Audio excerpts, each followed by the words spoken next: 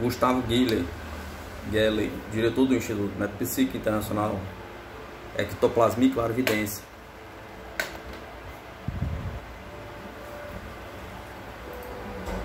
Quarta série de experiência, Paris, 1923. Durante uma curta estadia do Sr. Osselwick em Paris, na primavera de 1923, meus colaboradores e eu queríamos tentar uma nova série de experiências. O estado de cansaço do Sr. Osselwick, que estava na França para uma cura de repouso, não nos permitiu fazer experiências sistemáticas. No entanto, algumas sessões improvisadas deram-nos resultados interessantes e preciosos para a investigação, para a interpretação. Nosso amigo Dr. Stefan Chauvet liderou em parte a principal dessas sessões. Teve a gentileza de publicar na revista Metapsíquica. A ata a seguir, eu a reproduzo na íntegra. Em Varsóvia, no mês de setembro, por ocasião do 2º Congresso de Investigações Psíquicas, o Sr. Osselwick produziu uma experiência sensacional, cuja história relatarei depois. Relatório do Dr. Stefan Chauvet, clara evidência, leitura de pensamentos.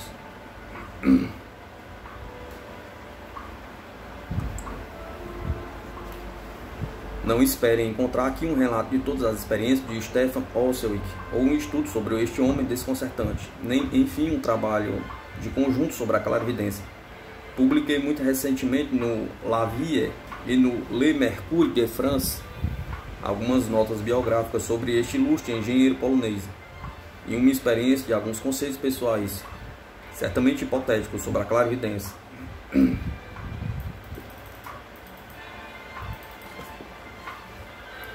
Por outro lado, em uma série de números, a revista Metapsíquica deu a descrição das experiências feitas em Varsóvia pelo professor Richer e Dr. Gelley, o Marechal Pildizuski, chefe do Estado polonês, a senhora de Glass, etc. Por último, o número atual da revista pública, os resultados notáveis obtidos no recente Congresso Internacional de Metapsíquica. Vou, portanto, limitar a publicar com a autorização de Stefan Osselwick e a pedido de Dr. Gelley, a narração pura e simples, sem qualquer interpretação das experiências ocorridas no Instituto Metapsíquico Internacional, em junho passado, durante uma viagem de alguns dias do famoso médico polonês. A experiência de 12 de junho de 1923. Recebi naquele dia, às 5 horas da tarde, uma carta do Dr. Gelley, informando que Stefan Osselwick acabava de chegar inesperadamente e ia passar alguns instantes no Instituto, naquela mesma noite, pedindo para que eu fosse lá, se pudesse. No momento em que a carta foi entregue a mim, eu estava em consulta em meu gabinete. A esposa de um colega, contudo, como estava sofrendo muito naquela tarde, como tantas vezes, infelizmente, por consequência de um ferimento de guerra, meu primeiro pensamento, ainda ao telefone, foi pedir que me desculpassem. Depois, refletindo que aquela era uma ocasião para mim única de ver aquele médium prodigioso, esperando que, com a ajuda de alguma dose adicional de aspirina, talvez conseguisse o alívio suficiente, mudei de ideia e decidi esperar. Um pouco mais tarde, pensando no que decorrer do encontro pudesse surgir uma ocasião de experiência, resolvi preparar um documento nesse sentido. Então, após a consulta, pedi à cliente, a quem eu havia exposto a situação, que me fizesse o favor, fora da minha presença e sem me revelar nada depois, de escrever algumas linhas em uma folha de papel, embrulhando-a depois em uma folha de estanho que fui buscar, depois colocar tudo isso em envelope de cartões de visita e, por último, fechá-lo num lacre e um selo que coloquei ao seu alcance. Então deixei meu gabinete e não voltei até que tudo estava acabado, quando me deu o pacotinho. Minha cliente me explicou que não viu a tempo, por inadvertência, o selo que eu havia preparado e que teve a ideia de impressionar os 2 lacres colocados por ela no envelope, com o anverso de uma moeda francesa de 1 franco. Agradeci a ele, se retirei, e se retirou, e ela se retirou. Acrescentarei com antecedência que mais tarde soube por ela mesma que eu havia tentado encontrar para escrevê-lo no papel, um pensamento de ordem geral, impessoal, e que finalmente decidiu escolher uma máxima em um livro de pensamentos de Epiteto, que estava na minha mesa de escritório, entre alguns livros de medicina, pois 2 de pré-história e, enfim, outros 5 sobre os povos A arte elamita, os hititas, os incas e, por último, as explorações do lago Chad. Vendo a pequena embalagem feita pela minha cliente, fiquei aborrecido com a aparência um tanto vulgar daqueles selos de ocasião. Decidi, portanto, cobrir ambos com uma nova camada de lacre e impressionei-me com um selo neobabilônico que representava um sacerdote caldeu em adoração à lua e às maçãs sagradas.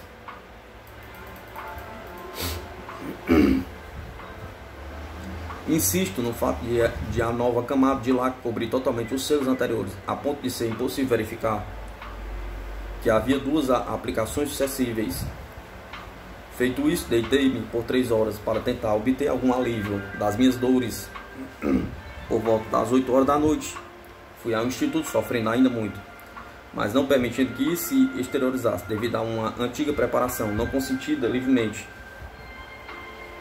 Quando cheguei ao instituto, já havia uma dúzia de pessoas reunidas. Aconteceu que eu não fui apresentado a Stefan Osselwick, esperando por outras pessoas estavam reunidas em torno de uma grande mesa.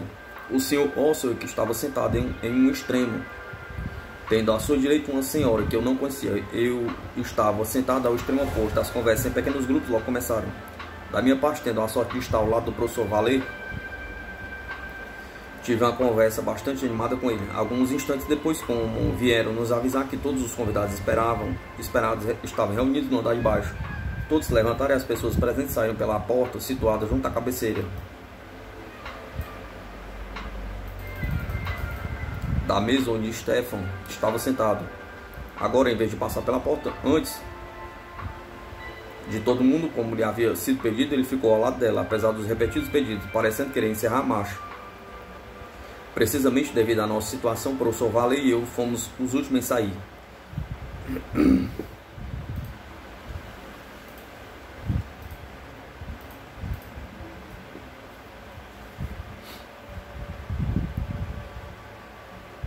Qual não foi o meu espanto no momento de me aproximar da porta de saída ao ver o Sr. Osselwick muito agitado, aproximando vivamente de mim, pegar no meu braço e dizer-me: se eu não o conheço, não sei qualquer coisa sobre você, mas desde o início da recepção eu vi e senti-me violentamente atraído por você. Não posso dizer o que senti. Várias vezes perguntei aos cavaleiros ao meu lado sobre você, mas eles não o conheciam. Então, de repente, li em seus pensamentos e percebi toda a sua inteligência, toda a sua alma, toda a sua vida. Aqui há algumas considerações sobre o valor intelectual e ético de minha personalidade que não tem interesse. Assim, tenho imensa simpatia intelectual e moral por você. Tudo lhe interessa. Você trabalha de forma exagerada. Você está perseguindo um objeto há muitos anos. Você o teria alcançado e teria chegado muito alto. Mas sua vida foi quebrada do ponto de vista da saúde. Você sofre muito, sem cessar, há muito tempo. A luta com a energia feroz. E luta com a energia feroz. Há pouco, enquanto você falava, percebi que você estava com fortes dores. Embora isso não tenha aparecido ao exterior, não há que se sobrecarregar de trabalho como você faz, porque isso desgasta sua saúde. Apesar de sua vida tão dolorosa, apesar do atraso causado por sua saúde, você chegará a realizar seu destino. Mas não deve se matar como você faz. Acho que sua saúde pode melhorar. Quero ajudá-lo com isso. Eu percebo que o que você tem. Deixe-me tocar sua cabeça. Vou dizer-lhe o que lhe aconteceu e onde dói tanto. Com a minha aquiescência, o Sr. Osselwick tocou minha cabeça com as duas mãos e sentiu particularmente a região do pescoço e a occipital. Isso diante de várias pessoas que haviam voltado e formado um ciclo ao nosso redor. O Sr. Osselwick estava nervoso, suas mãos tremiam. Seu olhar se perdia em uma remota imprecisão. Muito rapidamente pronunciou: aqui está, estou vendo o que você tem. Você foi ferido na guerra por um casco de granada. Esteve às portas da morte. Espere. Vou dizer-lhe onde você foi ferido, aqui no pescoço, e sofre muito aí. Há muito congestionamento e espessura nesse local. É aí onde se deve operar, é aí. E ele indicou a baixa região occipital. Confesso que fiquei paralisado, deixando à parte, com efeito, as avaliações do Sr. Osselwick sobre a qualidade da minha psique e suas previsões. Tudo o que ele acabou de me dizer era rigorosamente exato. Agora o Sr. Osselwick não me conhecia, nem tinha ouvido falar de mim, e ele nem sabia que iria encontrar comigo naquela noite. Ninguém o documentou sobre mim. Imediatamente fiz uma minuciosa investigação. Em suma, não podia ser seguido por uma cicatriz visível. pois fui ferido por um casco de granada que penetraram muito pouco,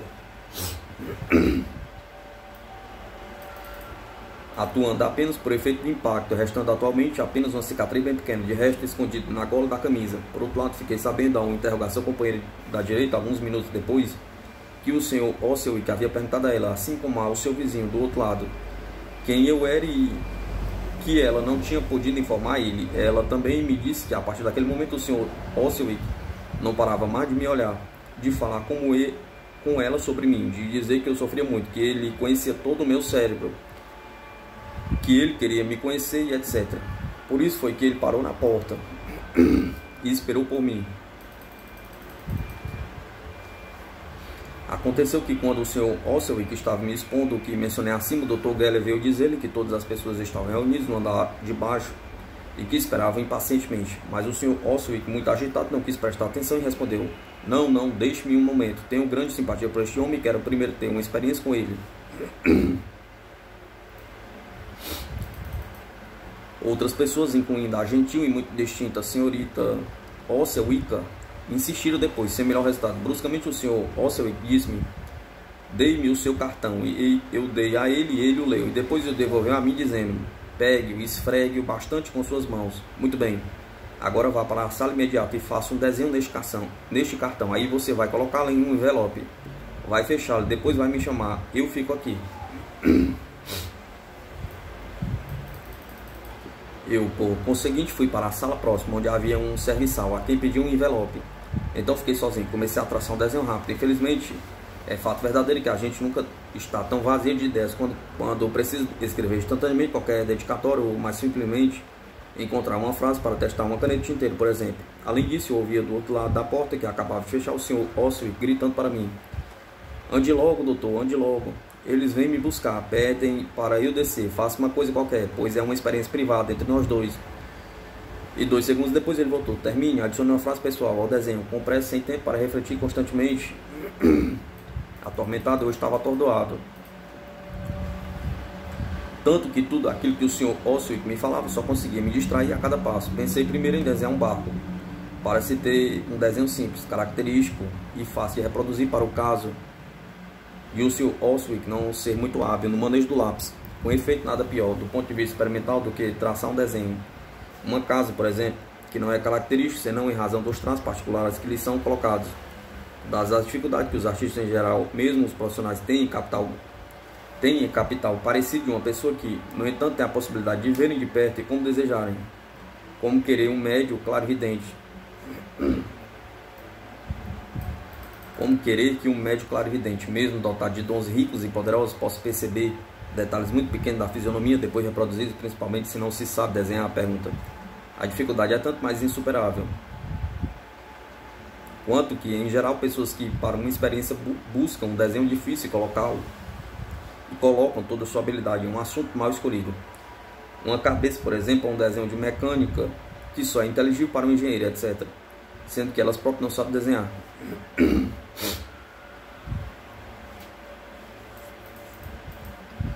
No instante que eu ia desenhar um navio, o Sr. Oswald gritou para mim: faça um desenho pessoal, algo que tenha a ver com você. Eu estava mais confuso ainda, buscando tudo isso, desenrolava-se em poucos segundos, quando minhas dores foram bruscamente acentuadas. Esse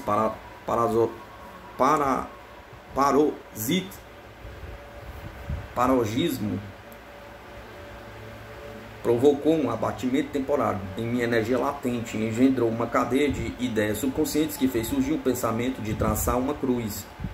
Sem dúvida, o meu subconsciente tinha raciocinado assim: é verdadeiramente esmagador sofrer sempre e principalmente não poder fazer o que decidi fazer ou o que me interessa. São perpétuos desapontamentos e perpétuas dores. Isso não é vida, isso é um calvário. E a ideia da cruz apareceu na superfície da minha consciência. Comecei a desenhá-la, mas em vez de fazer uma cruz de braços planos, fiz uma com um montante vertical e os braços perfurados. Terminei o desenho pelos braços horizontais. Além disso, em vez de desenhar os 2 braços, um de cada lado do montante vertical, fiz com que este fosse atravessado pelas 2 linhas superior e inferior dos 2 braços. como desenho em uma heresia. Decidi, no entanto, para acrescentar um pouco mais de dificuldade à experiência, eu estava terminando este desenho, traçando às pressas, quando o Sr. Oswick gritou para mim: acrescente uma frase pessoal, depressa, acabe qualquer coisa, termine logo. As mesmas associações de ideias expressas anteriormente sugeriram-me a seguinte frase, que podia servir de título para meu desenho: minha vida.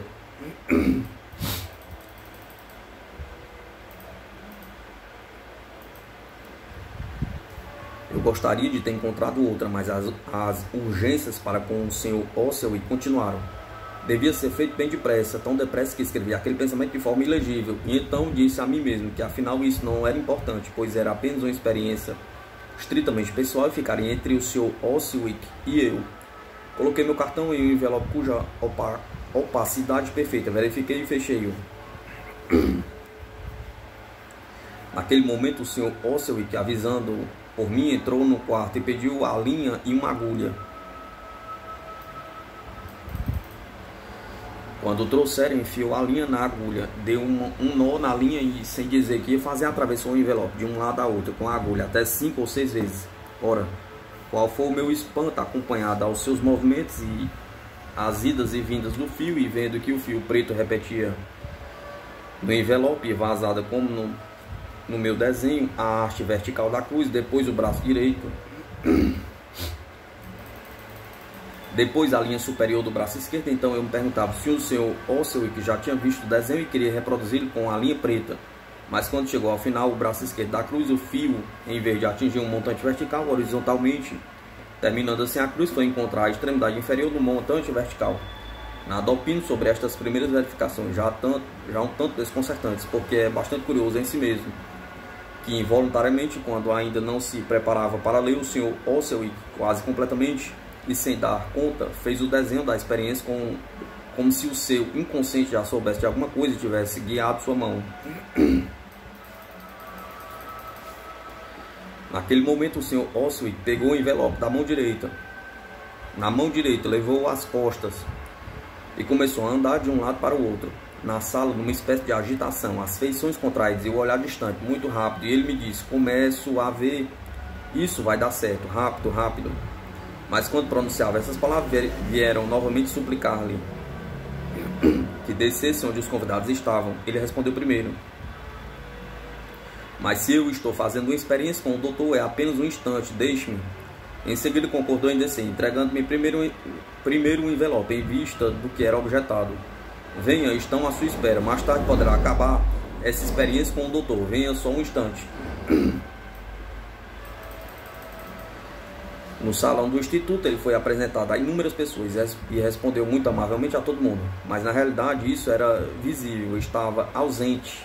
Momentos depois, o Dr. Gelle apresentou a Marcel Prévost, que segurava na mão uma sacolinha misteriosa, e pediu-lhe que fizesse o favor de tentar um experimento com um dos documentos contidos na sacolinha. Mas o Sr. Oswick recusou-se naquela hora e também depois, de sorte que a sacolinha guardou sempre o seu segredo. De passagem, é de se notar um aspecto bastante curioso deste imutável médium. Quando ele se sente cansado ou simplesmente quando não está de bom humor, nesse sentido ele é influenciado ao extremo pela impressão que certas pessoas lhe causam, ou por último, quando quer fazer uma experiência com alguma pessoa presente, e mais ainda, quando já começou a obter resultados positivos por esta pessoa e sente que não esgotou tudo o que ela pode produzir-lhe. Não é possível se tentar nada com este homem extremamente gentil, e que trata, no entanto, de fazer um favor, agradar a todo mundo, para fazê-lo mudar de ideia e decidir a tentar uma experiência com outra pessoa. Foi assim como no decorrer de outra reunião, que contarei mais tarde, ele aderiu durante toda a sessão a um único convidado, o Sr. Danglars, e não quis experimentar com mais ninguém. Assim, os amáveis pedidos do Dr. Gelle e o Sr. Oswick respondeu que primeiro queria fazer a experiência comigo, com efeito. Ele de repente se eclipsou após acenar para mim e foi para outra sala, temendo que essa experiência fosse a única da noite. O Dr. Gelle me pediu para permitir que várias pessoas assistissem. Isso me incomodou um pouco, porque meu desenho e minha escrita eram feitos por um ensaio estritamente pessoal.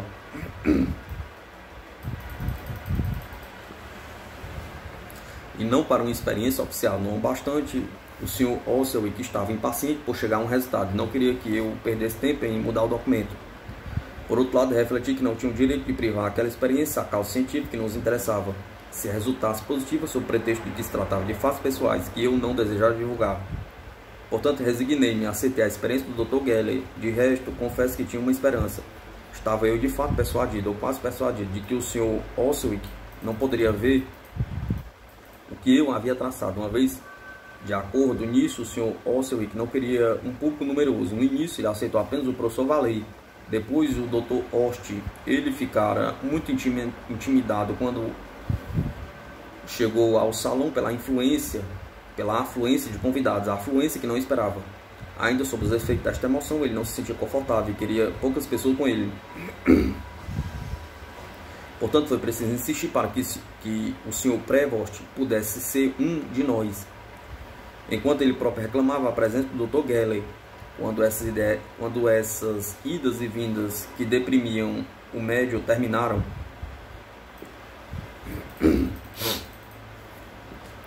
ele me pediu um envelope e imediatamente colocou as costas. Depois caminhou para cá e para lá na sala. Seu rosto estava em congestão, um sinal de ansiedade. As veias temporais se projetavam fortemente. Os olhos assumiram uma expressão singular. As mãos tremiam um pouco. Como estávamos em silêncio, ele suspendeu sua concentração cerebral por um instante para dizer: falem vocês e em voz alta. Não me incomoda. Fico irritado quando estão em silêncio. E ainda mais quando me olham nos olhos. Isso me intimida e me impede de abstrair para ver em mim mesmo e para ver idealmente.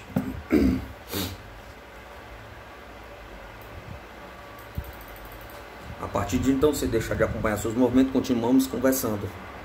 A seguir, o Sr. Osselwick nos disse: aqui está, eu vejo. Sim, eu vejo. Você queria fazer outro desenho, não fez. Era exato, mas fez outro. É um desenho curioso, uma cruz que não é como uma cruz normal. Dei-me um lápis, vou desenhá-la. Já de posse de papel branco e lápis, o Sr. Osselwick, sem hesitar, desenhou toda a parte vertical da cruz, depois de 2 braços horizontais. Neste momento teve uma hesitação e disse: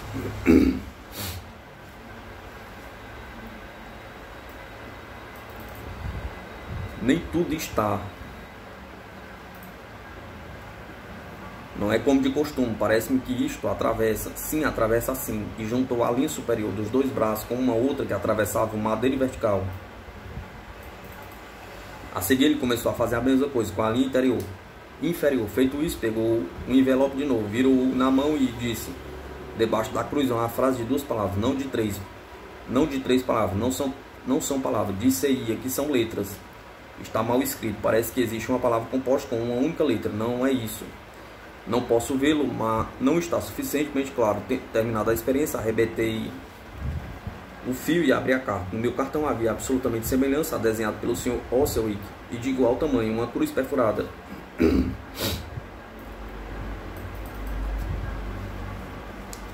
Basta olhar a fotografia dos documentos que coloquei um ao lado do outro e que são representados em tamanho natural, sem nenhum retoque. Para verificar essa semelhança, observar-se há também que o Sr. Osselwick indicou a linha inferior, sem terminá-la, não por não ter certeza, pois acabava de traçar sem hesitação a linha superior, mas por uma espécie de preguiça, como é habitual em muitos pintores, que, bosquejando rapidamente um croquis, contentam-se em indicar sumariamente o movimento em uma linha, referindo-se, por outro lado, à linha superior que acabava de traçar. O Sr. Osselwick disse, após iniciar a linha inferior, e aqui também, no sentido de que aqui também atravessa. Quanto à frase que eu escrevera com pressa, nas condições citadas acima, devo dizer que várias pessoas que presenciavam a experiência não conseguiram decifrá-la. Portanto, não é de surpreender que o Sr. Osselwick não conseguisse lê-la. Por outro lado, no decorrer das experiências ulteriores, com textos melhores escritos, ele foi capaz de enunciá-los completamente. É de se notar, para terminar com este ponto, que o Sr. Osselwick tinha, no entanto, percebido um pouco o aspecto de minha curta frase, porque, olhando de perto, percebe-se que minha vida forma 3 peças, o que explica porque o Sr. Osselwick viu às vezes 2, às vezes 3 palavras, sem poder especificar. Por outro lado, pelo aspecto dos 3 fragmentos, são certamente palavras que não são, assim como letras. A leitura desta frase era tanto mais impossível quanto que o Sr. Osselwick, mesmo falando francês com bastante facilidade, Não teve a oportunidade na Polônia de decifrar textos mal escritos da manhã à noite, como teria feito se vivesse na França.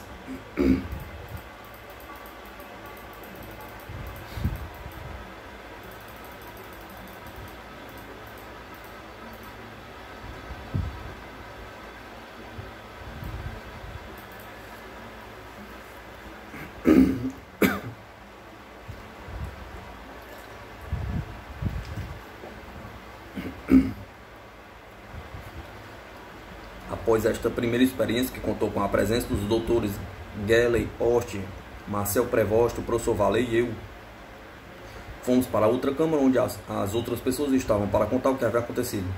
Depois de alguns momentos, o Sr. Osselwick sentiu-se indisposto e, sem chamar a atenção, retirou-se para uma sala próxima. Ele me explicou que era apenas um desconforto devido ao cansaço causado pela grande tensão de espírito que suportara na preocupação de ter sucesso em sua primeira experiência em Paris. Rapidamente sentiu-se recuperado e conversamos sobre várias coisas de ordem de ideias que nos interessavam. Por isso, vinha a dizer-lhe que, antecipando uma possível experiência, tinha preparado um documento. Bruscamente, o Sr. Osselwick falou: "Dei-me." Entreguei-lhe o papelzinho de tal modo que ele não viu. Ele o encerrou em sua mão e o colocou atrás das costas. Logo, imediatamente, ele me disse: "Vejo 2 moedas, são moedas de 1 franco, moedas francesas." "Sim, francesas, essas moedas incomodam para eu ver." Vejo, no entanto, um papel e uma frase escrita. Foi escrito por uma mulher de 30 a 35 anos, alta, morena e destino, inteligente, foi divorciada, é a esposa de um médico. Ela procura na escrivaninha.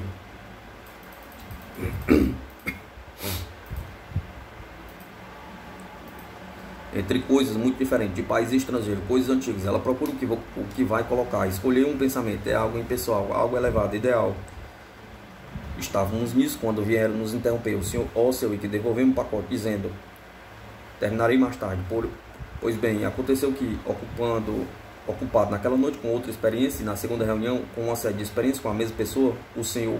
de Anglers, o Sr. Osselwick viu-se na impossibilidade material de terminar aquela notável clarividência. É por isso que decidi abrir o pacotinho e ficar sabendo sobre o pensamento de epiteto que continha.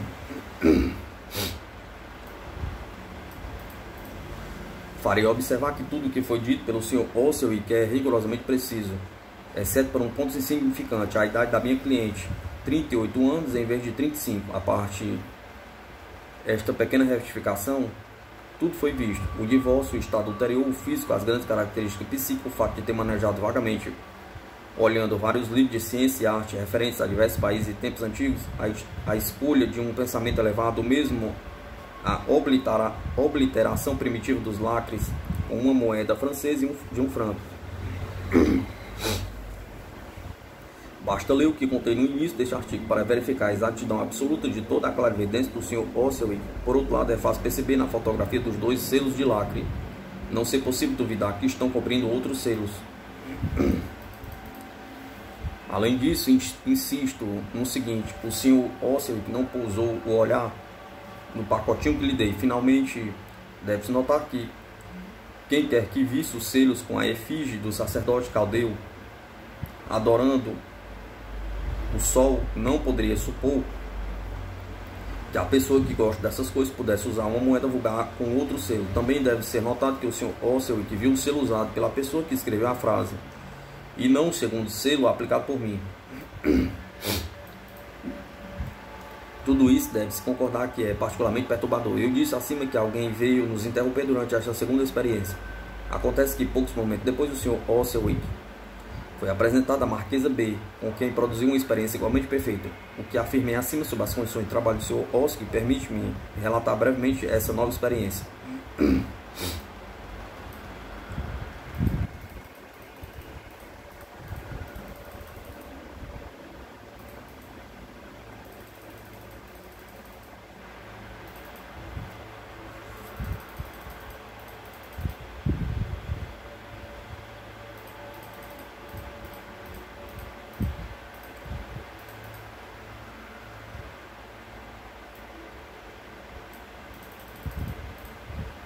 O Sr. Osselwick pediu à senhorita X para escrever uma frase em uma folha de papel retirada para uma sala do instituto. A senhorita X procurou uma frase. Mais tarde, após ter realizado com sucesso essa experiência, ela me confidenciou o seguinte: Não dá para se imaginar a pobreza de ideias em que ficamos quando de repente precisamos encontrar uma frase em condições como essas. Confesso que escrever uma que não significava grande coisa.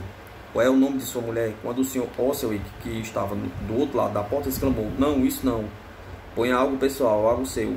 Eu, que não acreditava em clarividência, fiquei alguns instantes parada, vendo que o Sr. Osselwick havia percebido instantaneamente meu pensamento. Então escrevi outra frase: farei neste inverno a longa viagem que tanto desejo fazer? Pergunta. Mas vamos voltar à experiência. Quando o Sr. Osselwick tomou posse do envelope, declarou: sim, senhora, você fará a viagem. E como a senhora X olhava para ele interrogativamente, ele completou: eis a frase que você escreveu. Será que vou fazer nesse inverno a longa viagem que tanto quero fazer? Além de uma pequena variante de expressão no início da frase, a experiência teve um resultado perfeito. E a senhorita X, encantada e estupefata, estava agradecendo ao Sr. Osselwick. Quando este declarou que também poderia dizer-lhe várias coisas interessantes, expôs então que ela queria ir para o Egito, que já havia estado lá há 3 anos atrás e guardava inesquecíveis recordações, que ela quis voltar várias vezes, mas não pôde fazê-lo por causa de sucessivas doenças de um de seus filhos, que ela queria partir desta vez em dezembro, mas que uma nova e grave doença de seu filho a impediria de fazê-lo. No entanto, afirmou que ele estaria curado e poderia realizar o seu projeto.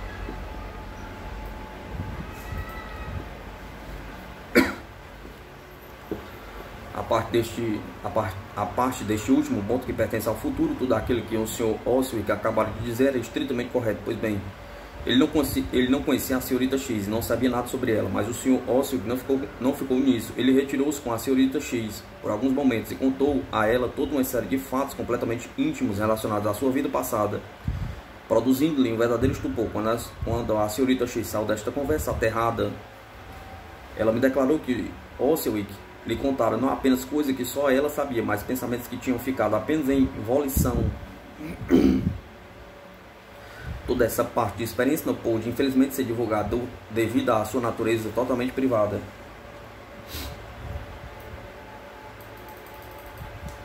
Tudo o que procede mostra o considerável interesse das 3 experiências positivas que tiveram lugar no Instituto no dia 12 de junho de 1923. Referi detalhadamente as condições em que foram realizadas, bem como a forma de proceder e as sucessivas atitudes que parecem como bastante estereotipadas depois de serem assistidas várias experiências do Sr. Osselwick, a fim de melhor perceber toda uma série de nuances e pequenos incidentes que nos permitem dar todo o seu valor aos fatos que estudamos. Esta narração necessariamente longa também tende a outro objetivo: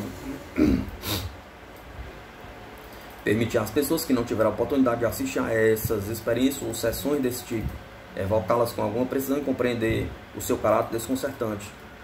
Acrescentarei que, para redigir um relatório rigorosamente exato das sessões, descrever sem quaisquer preocupação literária e sem me preocupar com a classificação todos os acontecimentos tal como ocorreram, respeitando sua cronologia irregular e a desconexão das frases pronunciadas.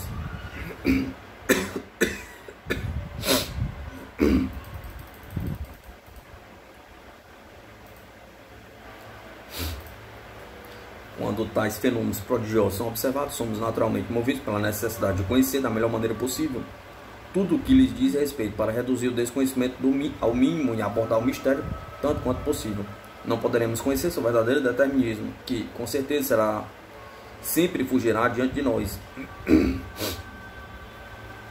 Mas ao menos existe o desejo de procurar alguns dados sobre aquilo que não vemos, isto é, sobre o que acontece no cérebro do Sr. Osselwick e que ele possa analisar. Eu não pude perguntar a ele sobre isso no decorrer das experiências, porque ele era assaltado por parabéns e perguntas.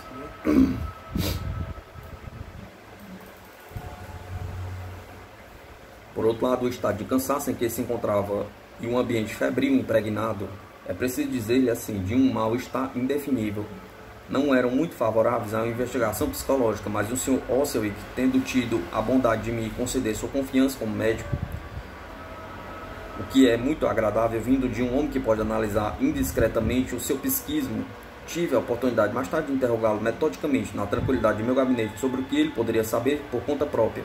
Publiquei os resultados dessas investigações no Le Mercure de France, junto com algumas considerações pessoais sobre a psicofisiologia da clarividência em geral. É inútil agora voltar sobre esses fatos.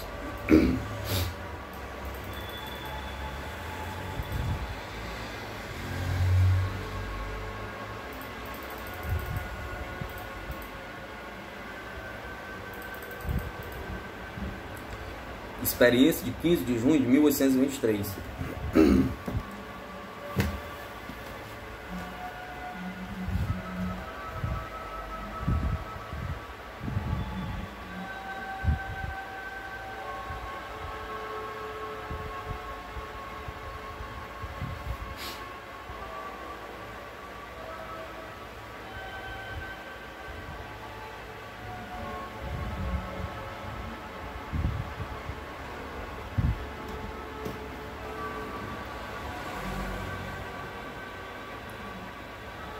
Três dias após as experiências anteriores, teve lugar uma nova sessão, também do Instituto. Naquela noite, o Sr. Oswald, que estava muito cansado, por outro lado, ele consentiria em vir à reunião, porém apenas com a condição de que nenhuma experiência fosse exigida dele.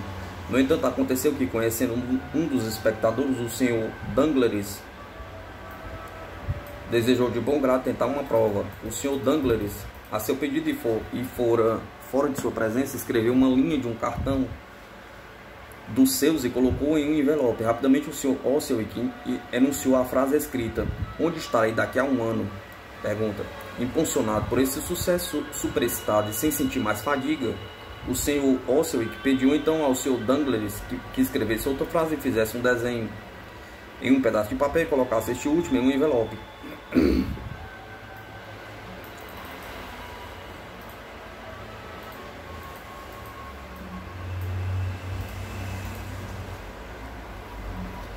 O Sr. Danglars, isolado numa das salas do Instituto, fez o que lhe foi pedido. Feito isso, o Sr. Oswald entrou na sala seguido por algumas pessoas, entre as quais estavam a Srta. Gelley, o General Ferrier, o Sr. Dubouro e o Dr. Gelley, e o Sr. Lázaro, e o Sr. Schneider, e eu mesmo. Assim que o envelope foi entregue a ele, o Sr. Oswald exclamou, dirigindo-se ao Sr. Danglars: "Estou vendo, mas é possível. Estou vendo a mesma frase de um momento atrás.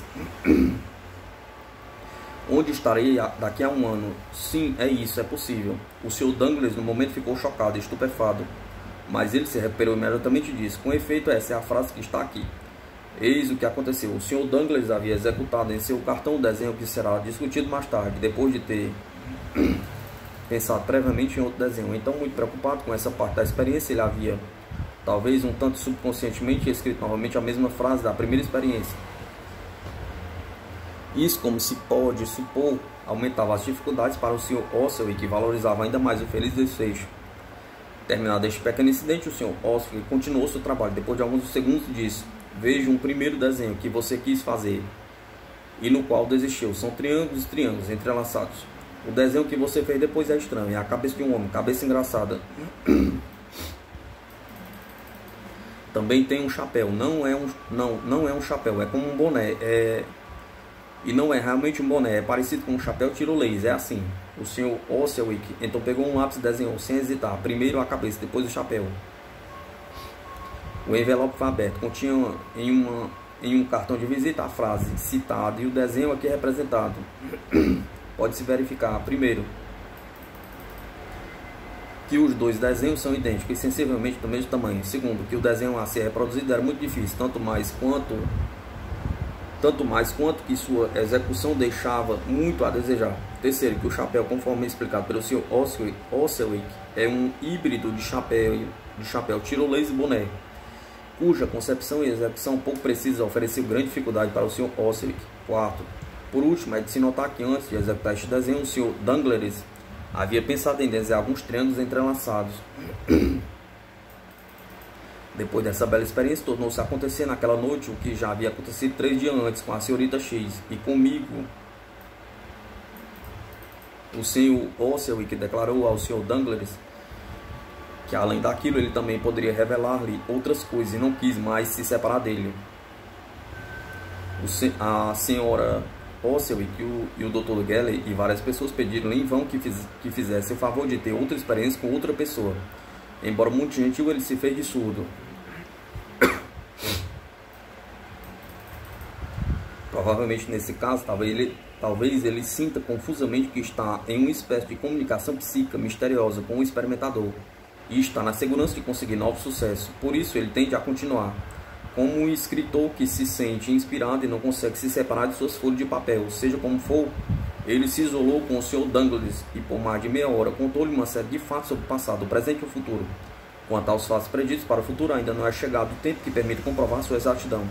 Os do passado e os do presente, o Sr. Douglas não pode revelá-los aos presentes, por causa de sua natureza íntima. Mas declarou que eram todos exatos e que isso era tanto mais surpreendente porque alguns não poderiam ser conhecidos por ninguém mais, além dele próprio. Tais são fielmente relatadas as notáveis experiências de clarividência feitas pelo Sr. Osselwick no dia 12 e 15 de junho de 1923, no Instituto Metapsíquico Internacional, que eu mesmo pude comprovar. Assinado Dr. Stefan Chauvet. Gustavo Gelli, diretor do Instituto Metapsíquico Internacional, Ectoplasmia e Clarividência.